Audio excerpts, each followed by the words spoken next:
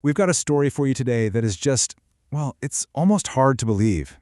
It's a story that pushes the absolute limits of human endurance, about the kind of ingenuity that only comes from true desperation, and about what a person will do when they have everything to lose, but one powerful reason to live.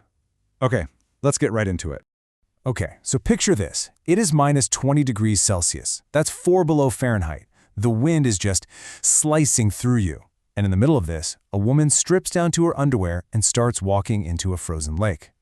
The big question is, why? Why on earth would she do that? Well, to understand this moment, we have to go back to how it all started. You see, before she could even start fighting the wilderness, she first had to survive the plane crash that threw her into it. And, even worse, a shocking act of betrayal that left her for dead.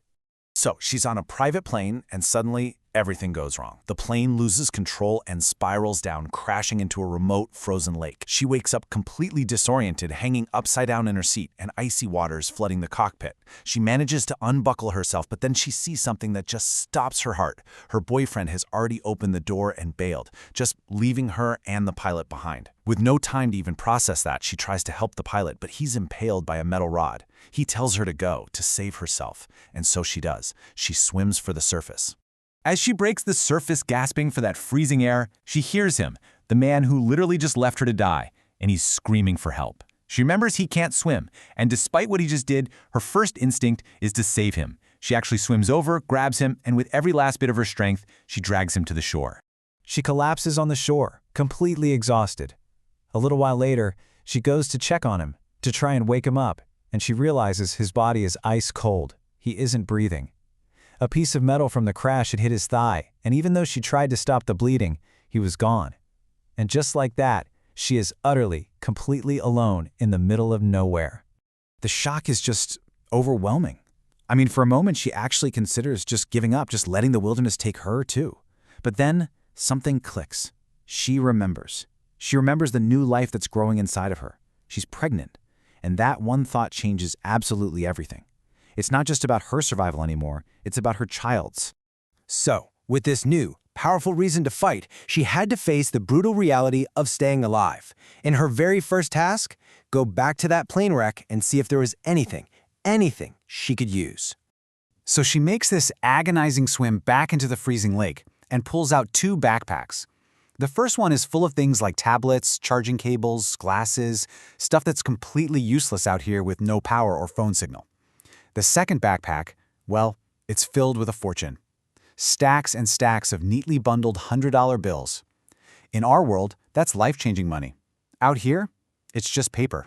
But this is where her resourcefulness really kicks in. She knows she needs fire to boil the lake water and make it safe to drink. So, she takes a stack of those worthless $100 bills, pops a lens out of a pair of glasses, and uses it to focus the sun's rays. She just patiently waits until a little wisp of smoke appears, gently blows on it, adds some dry twigs, and just like that, a fortune in cash is literally fueling a life-saving fire.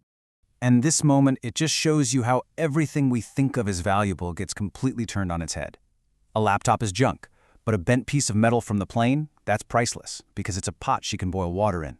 A smartphone with no signal is a paperweight, but a tiny sewing needle, well, that's about to become an essential navigation tool. It's an incredible lesson in what truly matters when you have nothing left. Okay, so water's taken care of, but now she needs food. She finds some wild berries and, desperate, she takes the gamble and eats them.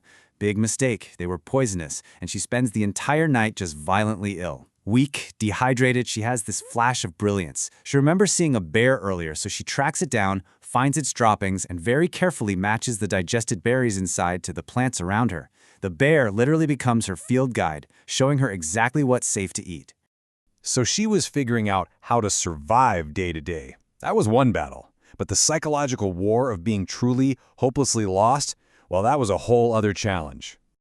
One morning, she sees it, a little glimmer of hope, footprints in the mud that look fresh. She's convinced they could lead her to a trail, or maybe even other people. Her heart starts pounding with excitement, and she starts following them. But after walking for a while, she spots something familiar on the ground. It's a plastic bag that she knows, for a fact, she dropped the day before. And this cold dread just washes over her. She looks from the bag to the footprints and then down at her own boots. The tread, it's a perfect match. The footprint she'd been following with so much hope, They were her own. She'd been walking in a massive, soul-crushing circle. That realization had to be absolutely devastating.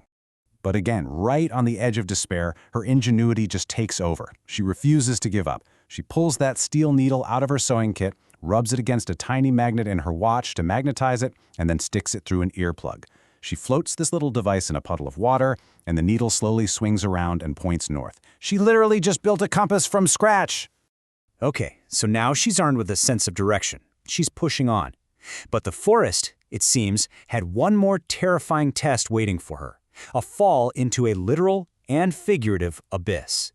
She's navigating through the dense woods, and just like that, her foot slips on some loose ground. The world just disappears beneath her. She plunges into darkness, falling deep into some kind of pit or crevice.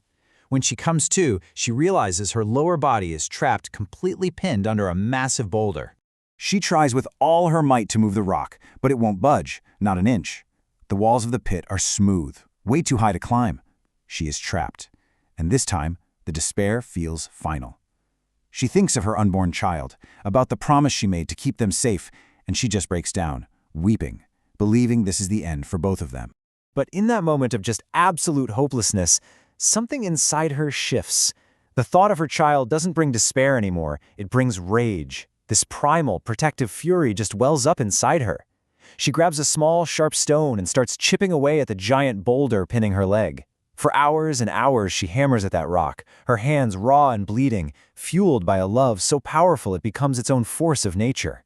And incredibly, impossibly, she chips away just enough stone to pull her leg free. After escaping the abyss, she was broken, battered, but she was not defeated.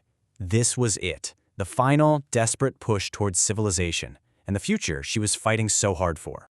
For days, she just limps on, until she finally breaks through the trees and sees a fast-flowing river. It's her last obstacle. She grabs onto a log to try and cross, but the current is too strong. It rips the log right out of her hands. She's swept away, her strength is gone. And then, two people on the riverbank spot her. They manage to pull her from the water just seconds from the end. She's saved. But the real victory, the true reason for her entire fight, comes 6 months later, when she gives birth to a healthy baby.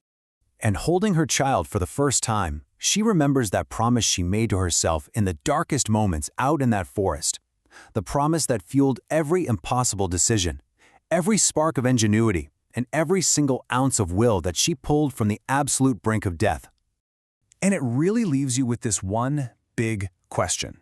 When everything is stripped away, technology, society, money, even hope, what is that fundamental force that keeps us fighting? Her story suggests a powerful answer, but it's one that's worth thinking about for ourselves. What truly fuels the will to live?